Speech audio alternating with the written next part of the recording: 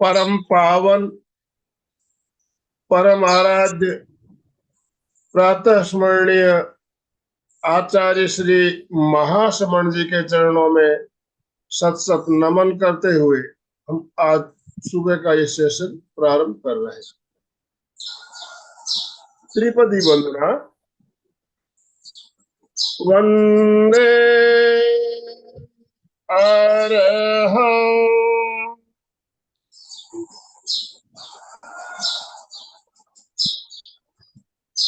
वंदे गुरु परम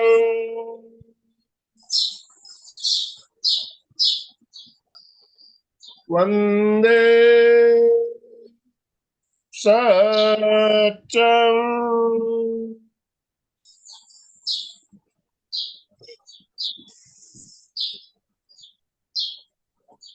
सभी साधक साधिकाओं को जय जिनेन्द्र, सुप्रभात, गुड मॉर्निंग, सभी को गुड मॉर्निंग, ओम अरहम। बंधुओं और बहनों, आज शुक्रवार का दिन, और जैसा कि आप जानते हैं शुक्रवार को हमारी एक श्रृंखला चल रही है रक्षा ध्यान से संबंधित, और कोलकाता से मंजू दी सिपानी हमारा बहुत ही शानदार मार्गदर्शन कर रही है। आज इसी श्रृंखला की छठी कड़ी लेकर हम आपके साथ जुड़ रहे हैं।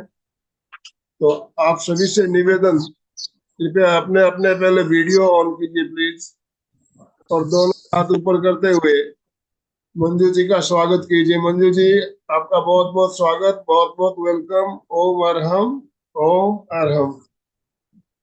हमारी कोऑर्डिनेटर अलका जी शाखला भी हमारे साथ जुड़ी है। तो मैं अलका जी आपसे निवेदन करना चाहूंगा, पहले 1 मिनट आप आपको अनम्यूट कर कीजिए, हमारा मार्गदर्शन करते हुए मंजू जी को आमंत्रित कीजिए।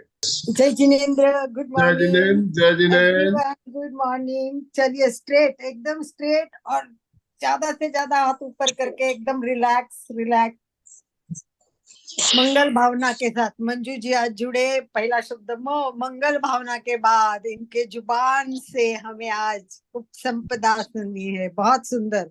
हमारा प्रेक्षा ध्यान इतना इतना इतना सुंदर है, और उसको पढ़ाने वाले उससे भी और अधिक प्रयत्न कर रहे हैं कि आप तक सब कुछ पहुंचाए।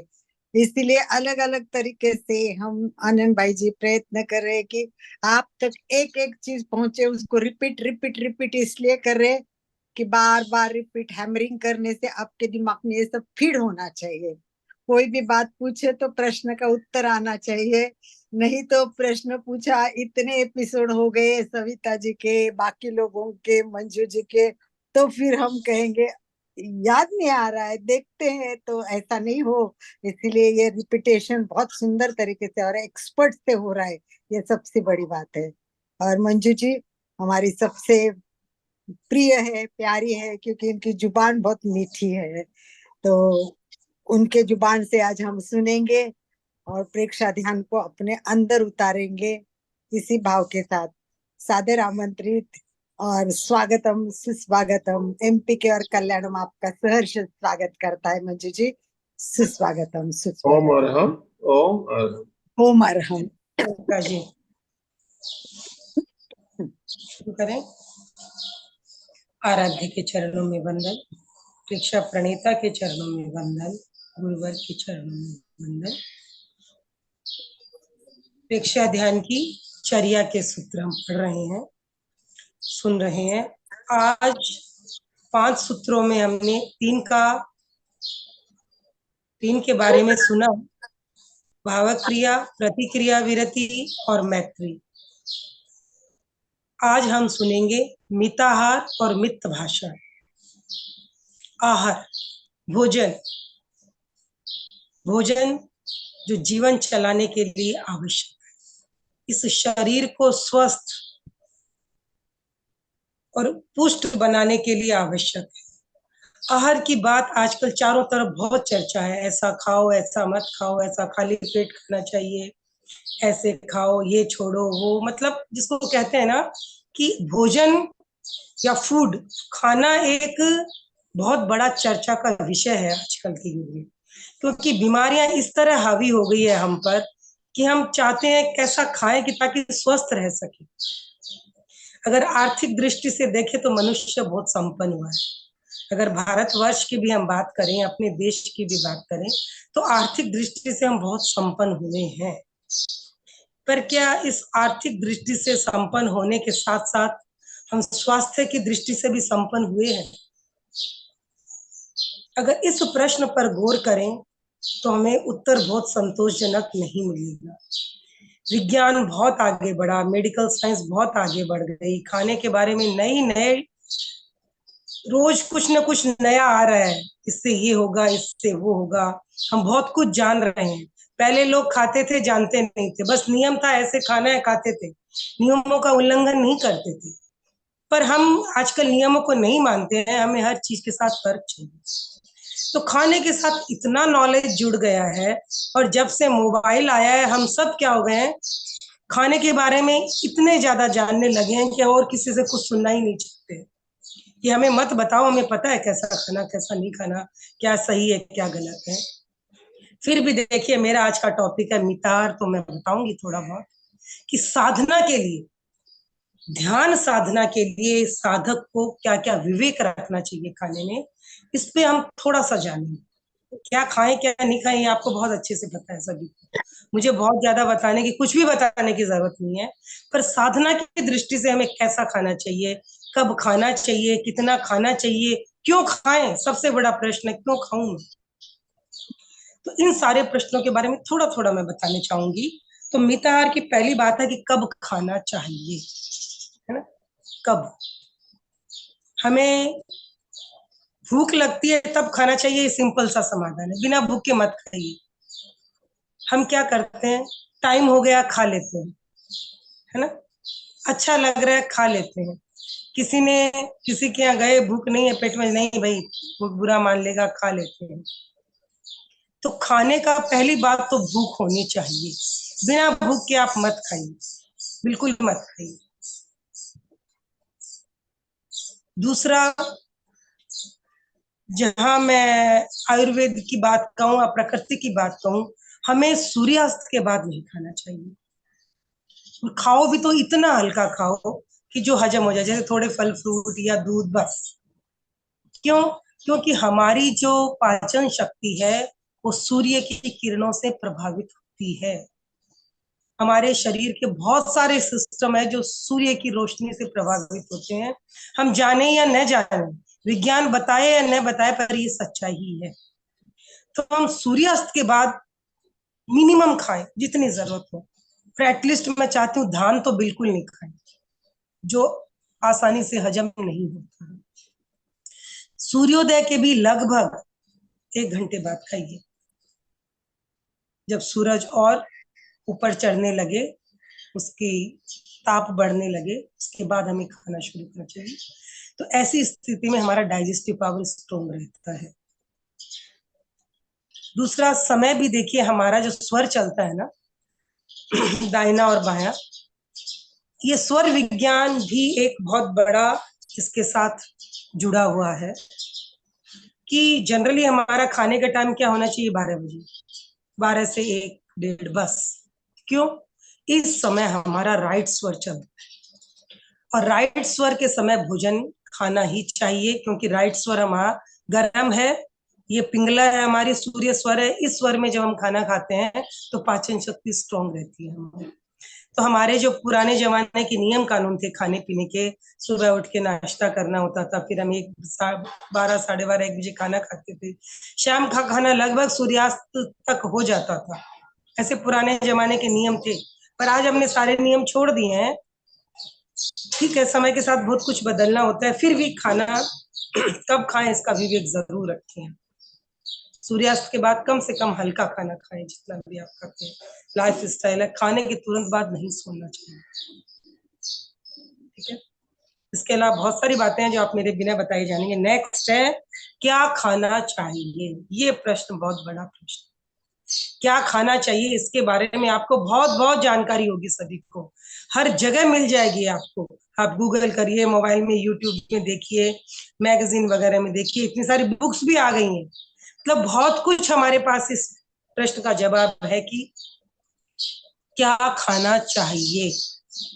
तो क्या खाना चाहिए, सबसे पहला आपको ये जवाब देखेंगे तो आप ये सोचिए, भले ही कोई कुछ भी कहे, आपके शरीर में कौन सा भोजन सूट कर रहा है, बहुत सारी, कौन सा आपके लिए आपका शरीर उसको बर्दाश्त कर पा रहा है या उसको सह रहा है।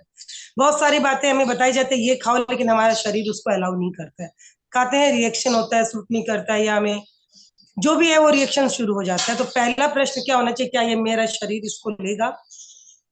बहुत लोगों को बहुत चीजों से एलर्जी होती है, तो पहला प्रश्न ये क्या खाना चाहिए, क्या वो मेरे लिए, मेरा शरीर उसके लिए ठीक है, उससे कोई मुझे एलर्जी तो नहीं, क्या ऐसा तो नहीं है कि ये चीज मेरे लिए पथ्य नहीं है, खाने योग्य नहीं है, इसका भी करना।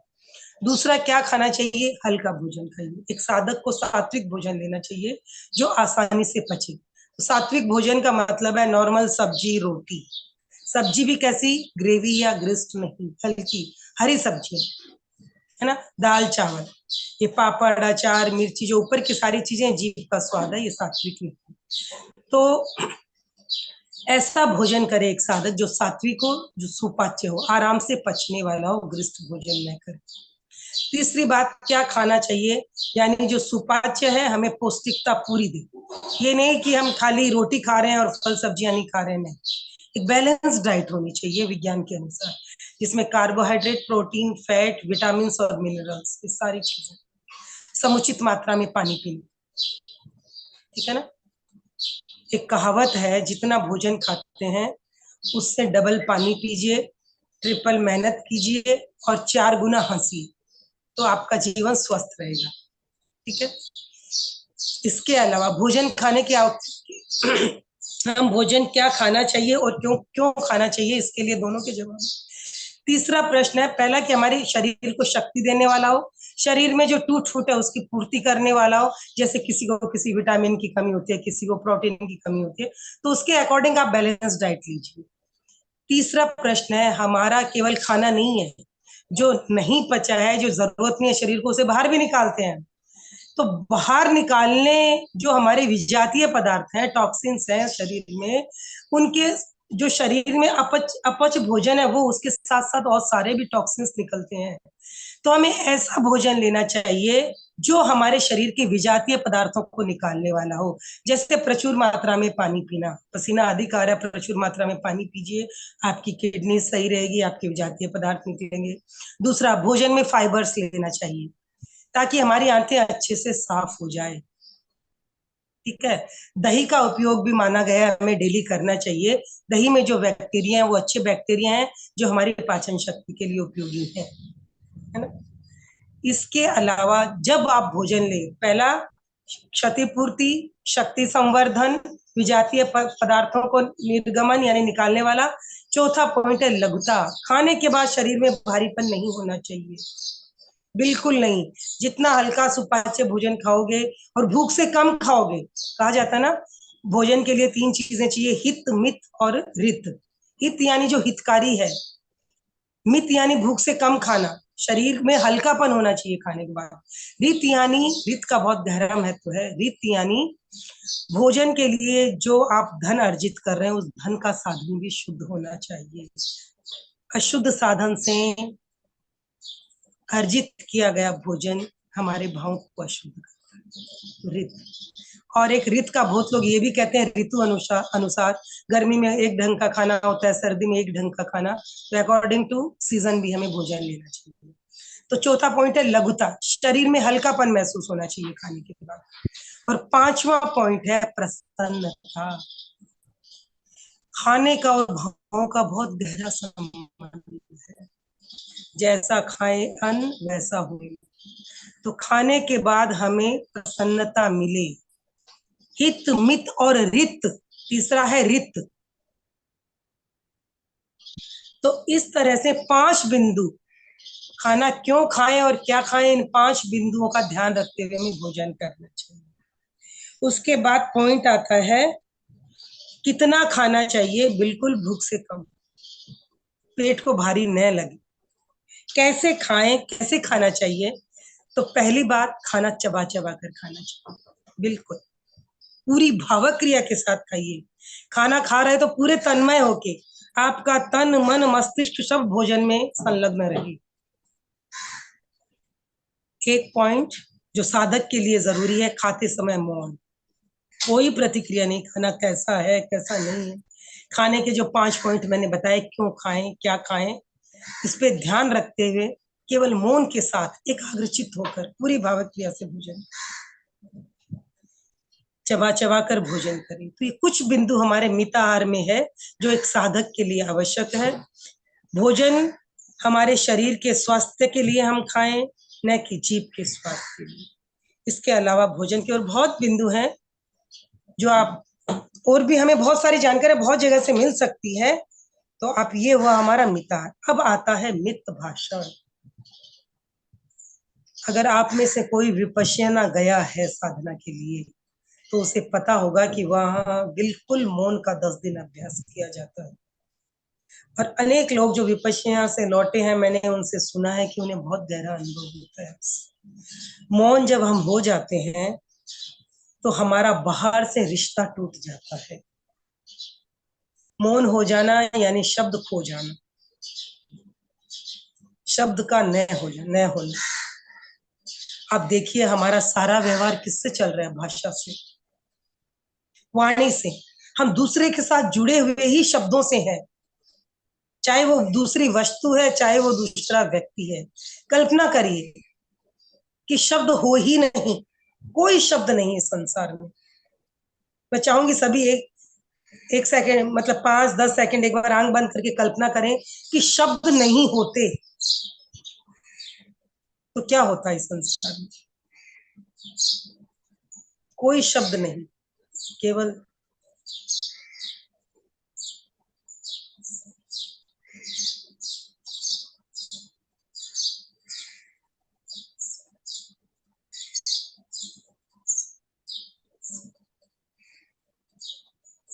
रिलैक्स।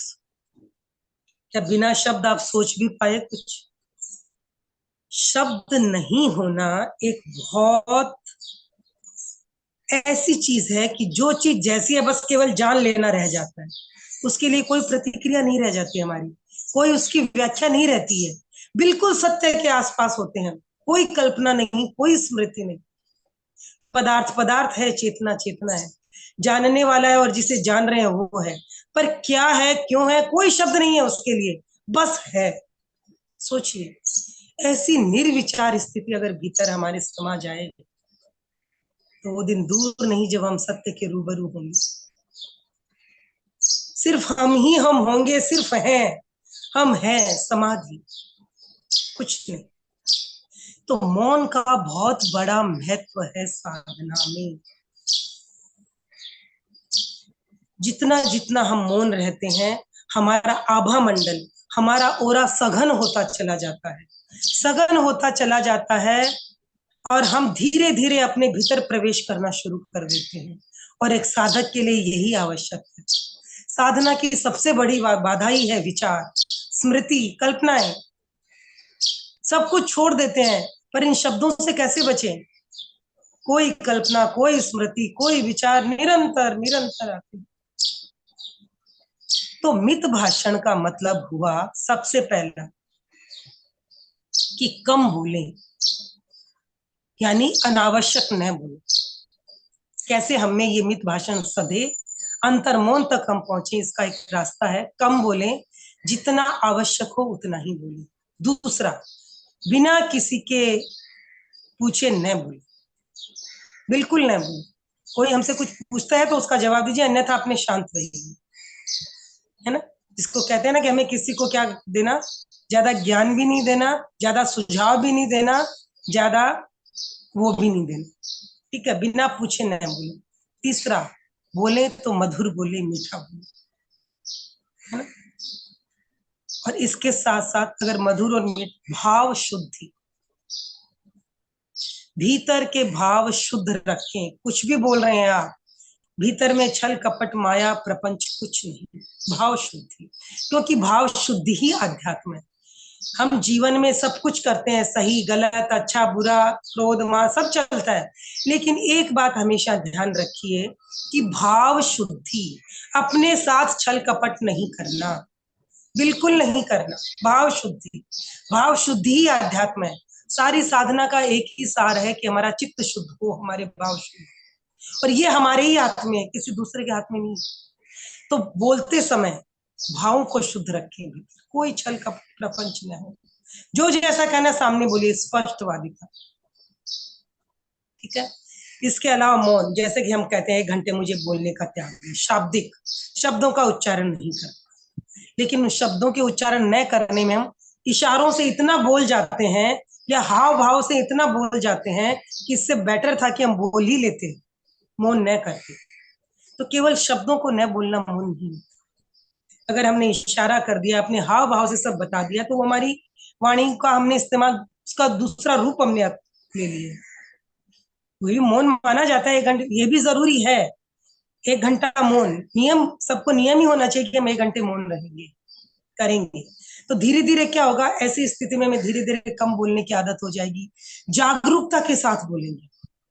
जब हम मौन रहते हैं, धीरे धीरे क्या होगा, हमारे भीतर जागरूकता बढ़ेगी बोलने के प्रति। अरे नहीं, ये 1 घंटा त्याग है ना, मुझे नहीं बोलना। ये त्याग प्रत्याख्यान हमारे भीतर जागरूकता पैदा करते हैं, तो जागरूकता बढ़ेगी। इसके बाद अल्टीमेट जो आता है वो है अंतर्मौन। ऐसा मौन जब आपके भीतर बोलने की कोई आकांक्षा ही न रहे, यानी वाचिक ध्यान। अंतर्मौन यानी वाचिक ध्यान, बोलने की कोई आवश्यकता ही महसूस नहीं हो रही है, आप अपने अंदर हैं, केवल हैं बस, कोई शब्द नहीं है। तो ये अंतर्मौन धीरे धीरे हमें निर्विचारता की ओर ले जाता है। तो मौन साधक के लिए एक आवश्यक नियमित करणीय सूत्र है। मौन मतलब ये नहीं कि हम 24 घंटे मौन लेके बैठ गए, जीवन नहीं चलेगा, व्यवहार नहीं चलेगा। तो मौन के लिए जो कुछ बिंदु हुए, कम बोलें, अनावश्यक न बोलें, बिना पूछे न बोलें, बोलें तो मधुर बोलें, भाव शुद्धि के साथ बोलें, नियमित मौन का अभ्यास करें 1 घंटे, उसमें कम से कम इशारा या हाव भाव की रखें, और अल्टीमेट अंतिम जो है अंतर्मौन। मैं चाहूंगी एक समाई ऐसी करें जब आप केवल मौन रहें, कोई इशारा नहीं, कुछ नहीं, केवल स्वयं के भीतर और ध्यान। तो तो मौन से, ये मौन कैसे करें, ये पॉइंट्स हमारे आए, धीरे धीरे एक के बाद एक स्टेप आगे बढ़िए। और इससे होगा क्या, आभा मंडल सघन होगा, अंतर जगत में प्रवेश होगा, प्रतिक्रिया विरति कम हो जाएगी, क्योंकि व्यवहार जबान से ही है।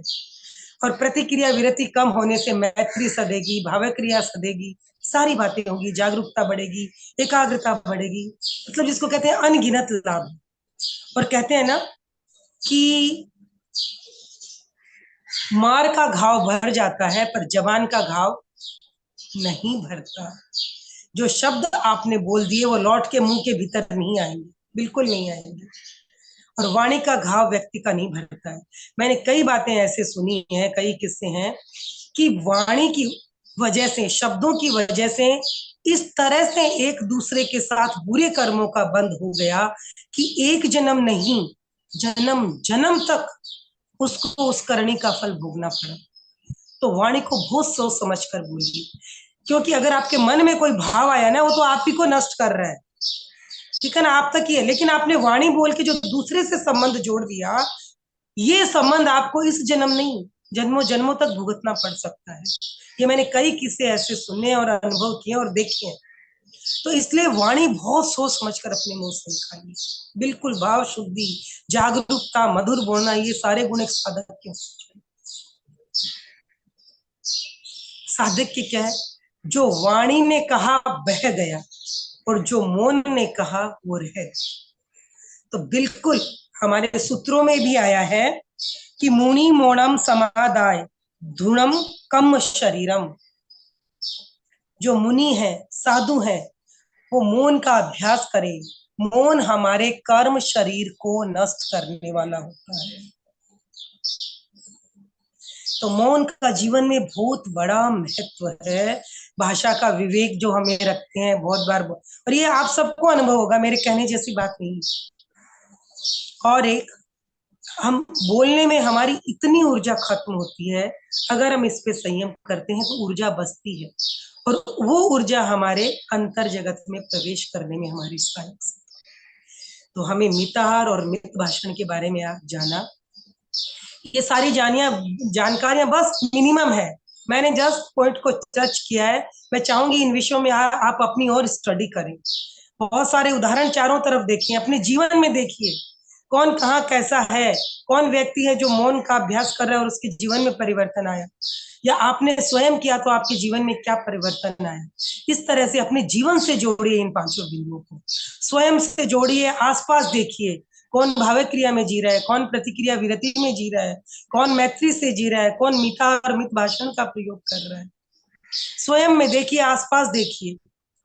प्रेक्षा ध्यान में हमारा ही जीवन क्या है, प्रयोगशाला है, हम ही प्रयोग करता है, हमारे भीतर ही उसका क्या आना है, रिजल्ट आना है, सब कुछ हम स्वयं ही है। तो इन 5 सूत्रों को जीवन में अपना के हम गहरी साधना में उतर सकते हैं, हम ध्यान साधक बन सकते हैं, जीवन से जुड़े हुए सत्यों को जान सकते हैं। तो इस तरह से हमने 5 उपसंपदा की चर्या के सूत्रों को जाना। अब हम ध्यान का प्रयोग करेंगे। आज हम अंतर मौन का प्रयोग करेंगे, कंठ का कायोत्सर्ग करेंगे, अपने स्वर यंत्र को बिल्कुल शिथिल करके उसे मौन कर देंगे, ऐसा मौन कि शब्द आए ही नहीं, हम चाहे हम विचार करें वो आए ही नहीं, बिल्कुल शिथिल। आप सोचिए आपका कंठ जो स्वर यंत्र है वो काम ही नहीं कर रहा, शब्द है ही नहीं हमारे। 9 बार हम महाप्राण ध्वनि का प्रयोग करेंगे। जिन्हें सुविधा हो सर्वेंद्र संयम मुद्रा के साथ करें, जिन्हें नहीं तो आप नॉर्मल भी कर सकते हैं। 9 बार करनी है। श्वास भरेंगे, छोड़ते हुए महाप्राण ध्वनि।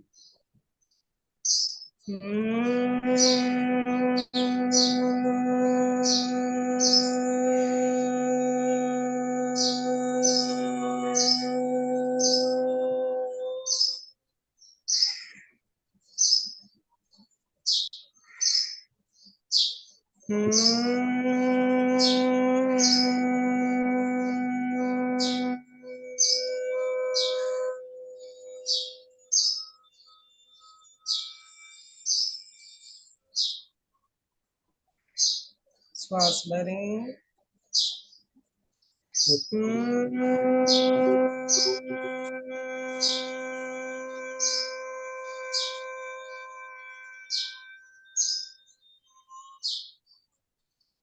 श्वास भरें,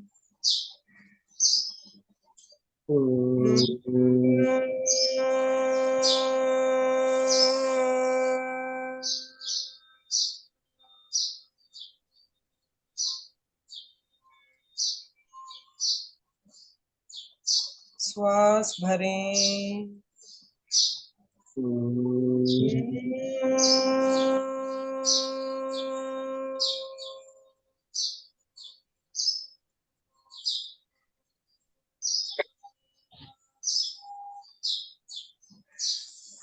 श्वास भरें,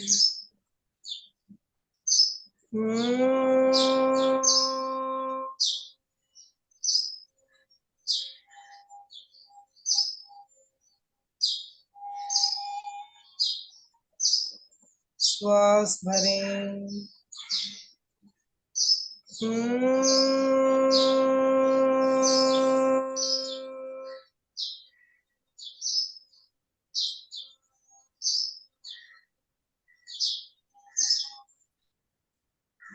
श्वास भरें,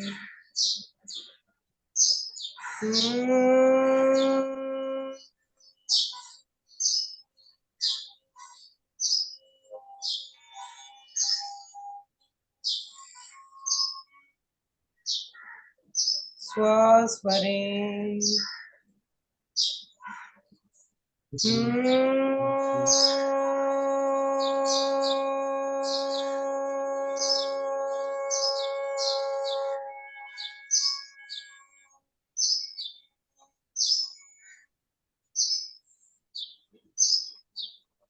शांत, संपिखई,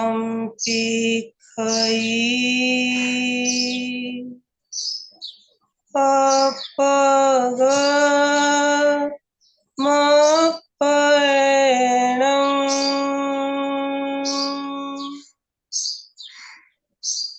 आत्मा के द्वारा आत्मा को देखें, स्वयं स्वयं को देखें। ध्यान का संकल्प, मैं चित्त शुद्धि के लिए प्रेक्षा ध्यान का प्रयोग कर रही हूँ। संकल्प को दोहराएं सभी।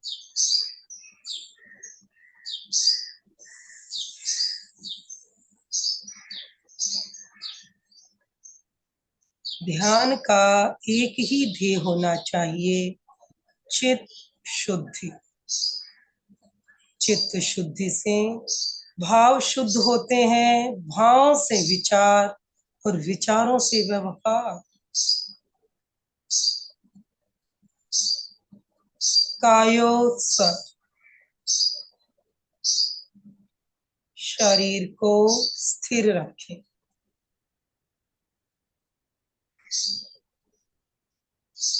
प्रतिमा की भांति अडोल।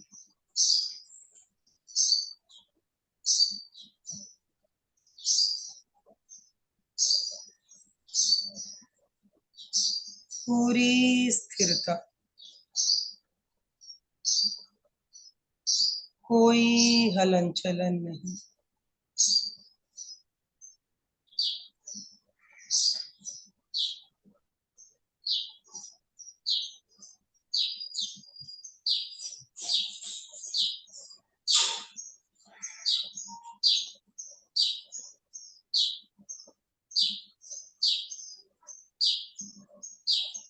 शरीर की पकड़ को ढीला छोड़ दें, ढीला, रिलैक्स, रिलैक्स।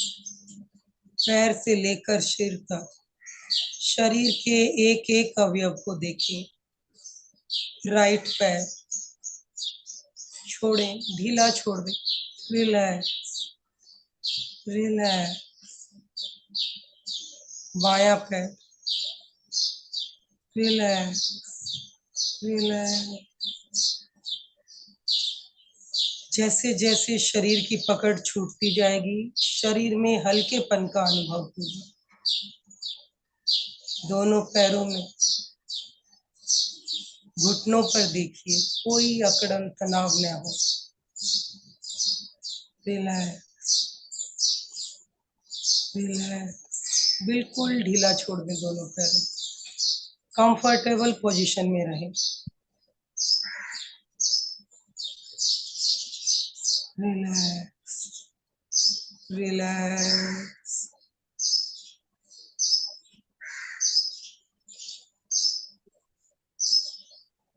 कमर से लेकर कंधे तक, कंधों को ढीला छोड़ दें, बिल्कुल ढीला छोड़ दें कंधों को। रिलैक्स,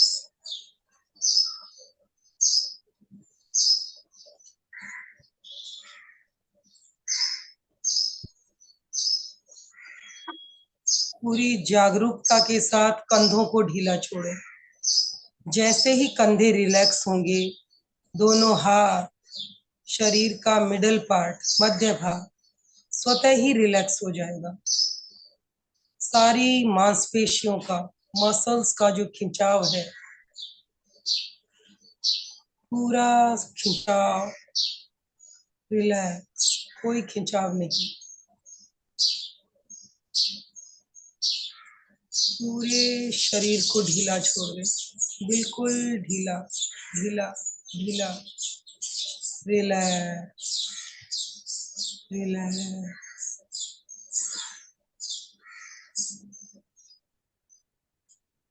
जहां कहीं भी अकड़न जकड़न या दर्द लगे, वहां अपने चित्त को ले जाएं। पूरी जागरूकता के साथ शिथिलता का सुझाव दें। शिथिल, शिथिल, शिथिल। अनुभव करें, रिलैक्स हो रहा है। Relax, relax.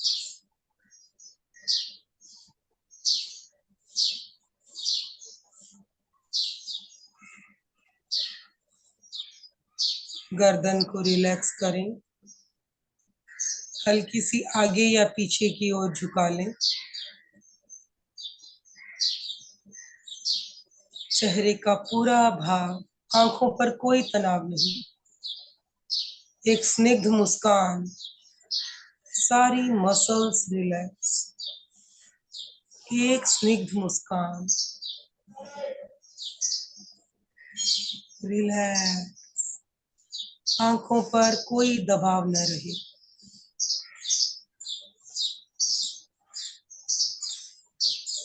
केवल अनुभव करना है और जानना है, आंखों का कोई काम नहीं। पूरे शरीर को पूरी जागरूकता से सुझाव दें कि मेरे शरीर, तुम बिल्कुल रिलैक्स हो जाओ। मुझे अंतर जगत में प्रवेश करना है, तुम मेरा सहयोग करो।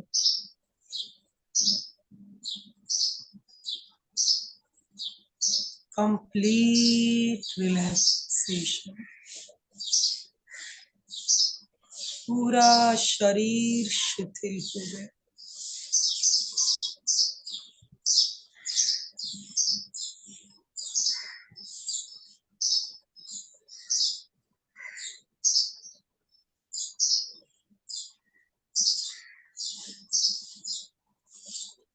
श्वास की गति का देखें,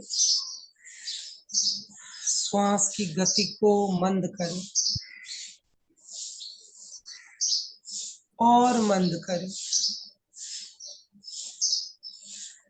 चित्त को नाभि पर ले जाएं, आते जाते हुए श्वास को देखें।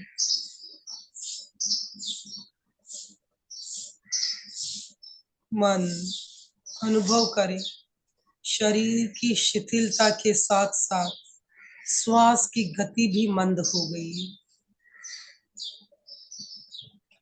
और मंद करें श्वास को, और मंद। जितना जितना श्वास मंद होता जाएगा, शरीर की शिथिलता सधती चली जाएगी, सधती चली जाएगी। और मन, श्वास को और मन, और मन। केवल देखें श्वास को, कोई एफर्ट न लगाएं, कोई जबरदस्ती लंबा श्वास नहीं लेना है। केवल देखें श्वास धीरे धीरे आ रहा है। जितनी जितनी शरीर की शिथिलता सधेगी, श्वास की गति स्वतः ही मंद होती चली जाएगी। शरीर में ऊर्जा की खपत कम हो गई। मन, वचन, काया तीनों प्रवृत्तियां अब नहीं करनी है। शरीर को ऊर्जा की आवश्यकता नहीं है, इसलिए श्वास की गति भी मंद मंद मंद मंद हो गई। श्वास इतना सूक्ष्म हो गया कि उसके प्रकंपन भी अनुभव नहीं हो रहे। बस शरीर के भीतर सूक्ष्म श्वास चल रहा है।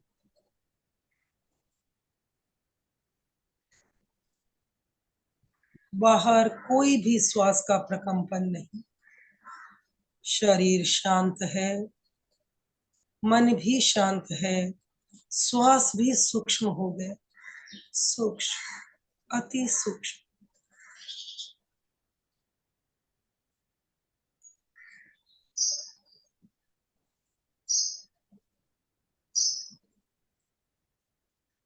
चित्त को स्वर यंत्र पर केंद्रित करें। हमारी जहां कंठमणि है, उस स्थान से भीतर की ओर हमारा स्वर यंत्र है। स्वर यंत्र जहां से शब्दों का उच्चारण होता है। चित्त को स्वर यंत्र पर केंद्रित करें। शिथिलता का सुझाव दें। स्वर यंत्र शिथिल हो जाए, हो जा, हो जा, हो जा।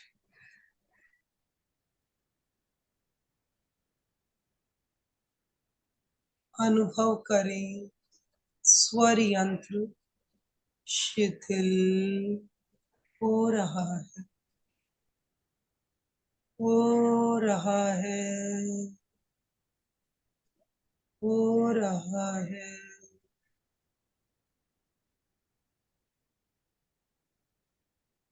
पूरा ध्यान स्वर यंत्र पर रहे।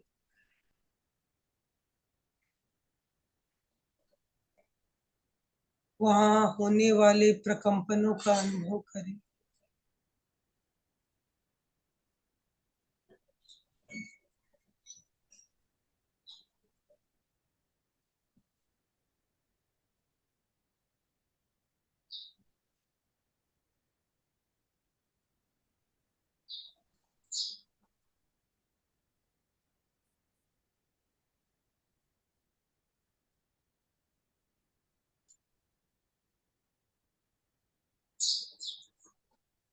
धीरे धीरे प्रकंपन भी मंद पड़ रहे हैं।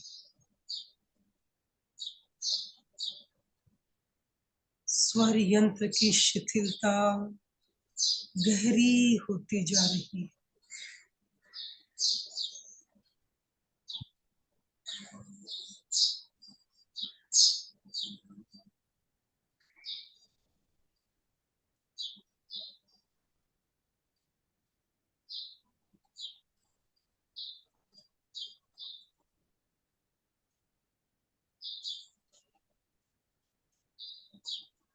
पूरी जागरूकता बनाए रखें। शिथिल, शिथिल, शिथिल, शिथिल,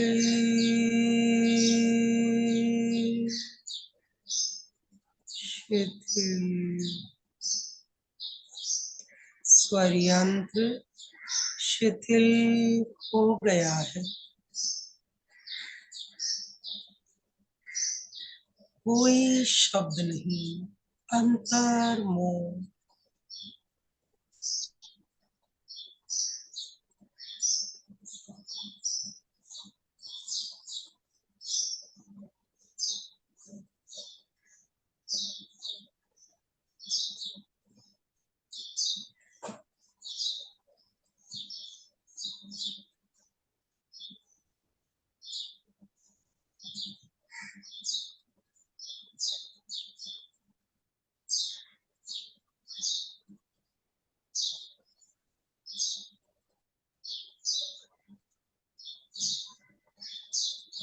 केवल शांति और शून्य।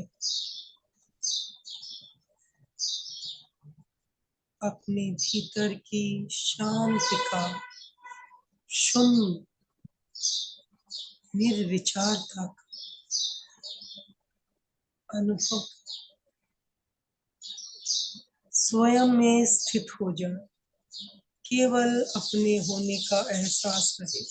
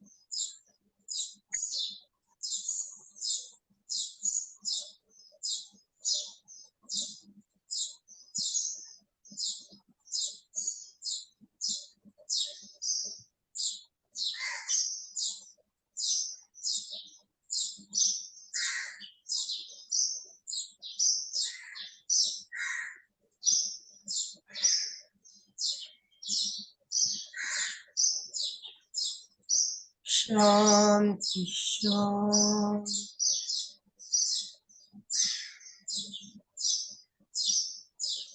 शांति।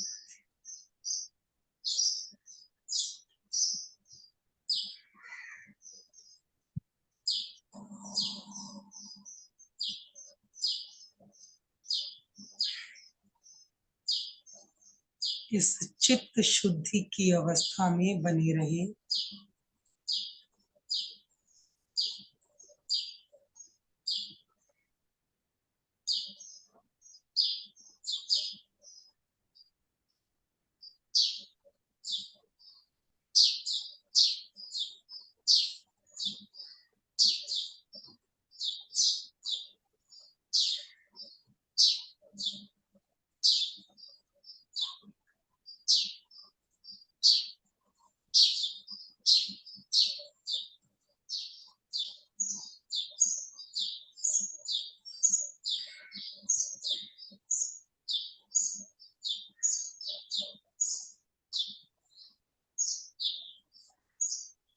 केवल अपने होने का एहसास बना रहे। मैं हूँ।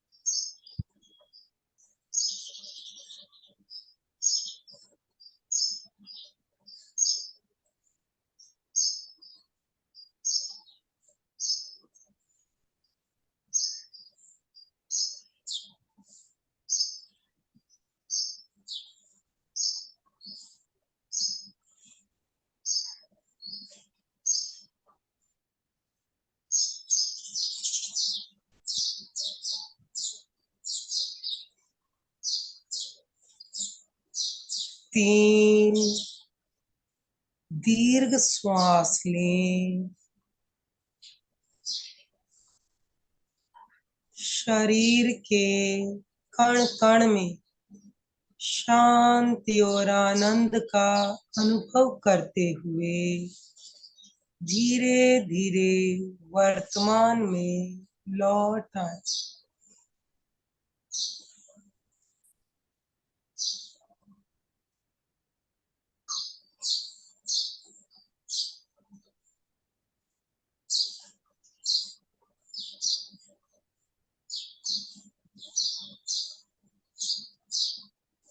अपना सच में से जा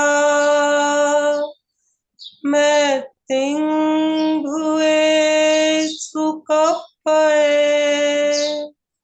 स्वयं सत्य खोजे, सबके साथ मैत्री करे। स्वयं सत्य खोजे, सबके साथ मैत्री करे। आहं सुविज्जा चरणं पमोक्षं। दुख मुक्ति के लिए विद्या और आचार का अनुशीलन करें। दुख मुक्ति के लिए विद्या और आचार का अनुशीलन करें। दोनों हाथ हृदय के पास जुड़े हुए, आंखें बंद ही रहेंगी। पूरी तन्मयता से, श्रद्धा से, भक्ति से शरण सूत्र का उच्चारण करेंगे। अर्हन्ते शरणं पवज्जामि, सिद्धे शरणं पवज्जामि, साहु शरणं पवज्जामि, केवली प्रणतं धम्मं शरणं पवज्जामि। सभी वंदनासन में आ जाएं। 3 बार सत्य को वंदन करेंगे। वंदे सत्यम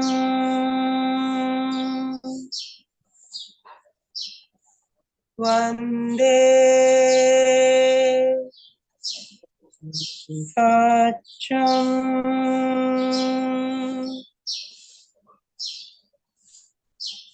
वंदे सत्यम। प्रयोग संपन्न। ओम अर्हम, ओम अर्हम, ओम अर्हम। धीरे धीरे सभी अपनी आंखें खोले, हाथों का जोर से घर्षण नहीं करेंगे। प्रेक्षा प्रणेता आचार्य श्री महाप्रज्ञ जी के प्रति कोटि कोटि कृतज्ञता। ओम शांति शांति। ओम अर्हम।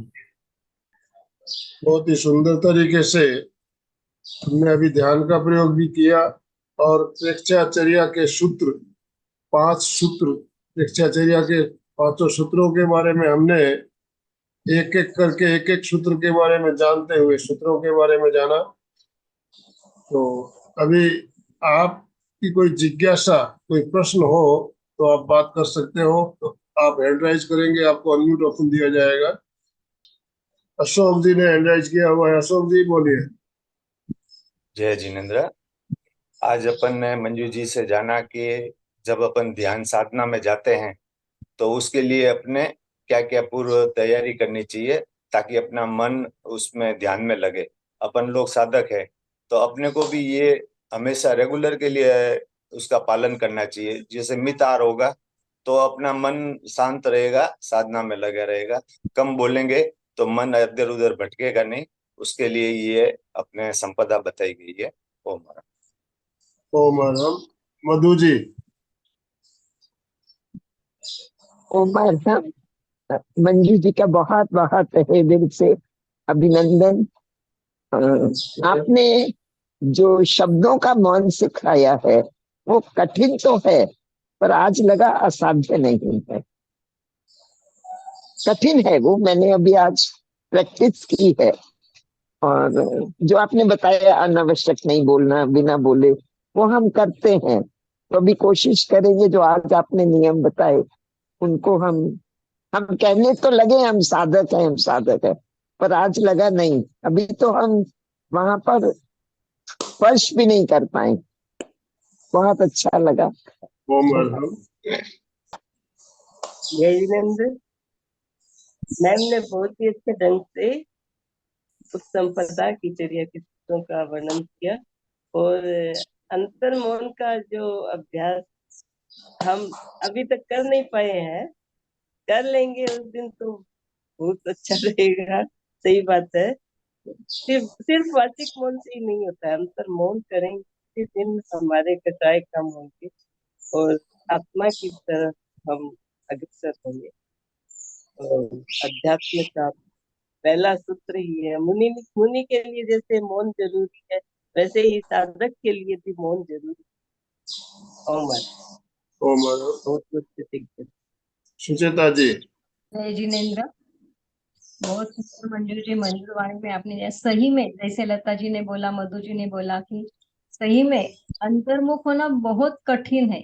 जब भी हम अभी भी ध्यान में बैठे थे, मुझे ऐसे लग रहा था कि मैं पूरा भूल गई हूँ और अंतर्मुख हो गई हूँ, लेकिन दूसरे सेकंड में विचारों का फिर सिलसिला चालू हो जाता था। बहुत सुंदर। लेकिन आपका जो बताया हुआ मित आहार, मित भाषण, बहुत सुंदर जो आपने 5 टिप्स दिए, सही में अगर हम उसमें जीवन में लाते हैं तो बहुत सुंदर हमारा जीवन हो जाएगा। और हम जो हमारा ध्येय है मोक्ष, मोक्ष के लिए, तो हम सही में अग्रसर हो जाएंगे उसमें। बहुत बहुत धन्यवाद मंजू जी। ओम अर्हम। दोनों हाथ जोड़ते हुए, रीढ़ की हड्डी गर्दन सीधी रखते हुए, आंखों को बिना दबाव दिए कोमलता से बंद रखते हुए मेरे साथ साथ सभी मानसिक उच्चारण करें। मैं चैतन्यमय हूँ, मैं आनंदमय हूँ, मैं शक्तिमय हूँ। मेरे भीतर अनंत चैतन्य का, अनंत आनंद का, अनंत शक्ति का सागर लहरा रहा है। इसका साक्षात्कार करना ही मेरे जीवन का परम लक्ष्य है। हमारा आज का दिन मंगलमय हो, आनंदमय हो, शांतिमय हो। इन्हीं शुभ भावनाओं के साथ ओम शांति शांति शांति। कृतज्ञोस्मि, हम सब गुरुदेव के आभारी हैं। कृतज्ञोस्मि, हम सब गुरुदेव के आभारी हैं। मंजू जी, आपका बहुत बहुत धन्यवाद, बहुत बहुत आभार एमपी के फिटनेस क्लासेस और कल्याण योग केंद्र की तरफ से, और जितने भी भाई बहन हमारे साथ जुड़े सभी की तरफ से आपका बहुत बहुत आभार। जो भी भाई बहन हमारे साथ जुड़े सभी का बहुत बहुत धन्यवाद। तो अभी समापन का समय, हमारा स्लोगन के साथ समापन। अशोक जी, यस। जय जिनेन्द्र। सभी साधक साधिका एक साथ में उच्चारण करेंगे। फिटनेस का डोज 1 घंटा रोज। फिटनेस का डोज 1 घंटा रोज। फिटनेस का डोज 1 घंटा रोज। रोज। और हम आज का सेशन में एंड कर रहे हैं। कल इसी समय फिर मिलेंगे। आपके प्रति भी बहुत बहुत आभार भाई। ओम अरहम, ओम अरहम।